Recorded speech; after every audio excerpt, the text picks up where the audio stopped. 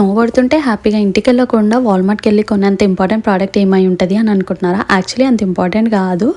కానీ 1 వీక్ నుంచి అనుకుంటుండే అనమాట. ఎళ్లి కొందాం అని చెప్పి ఫైనల్లీ ఈరోజు డిసైడ్ అయ్యి ఎళ్ళినందుకు స్నో పడిందనమాట. అట్‌లీస్ట్ అక్కడికెళ్ళిన తర్వాత ప్రోడక్ట్ అయినా ఉంది అంటే అది కూడా లేదు. ఔట్ ఆఫ్ స్టాక్ ఉండే అనమాట.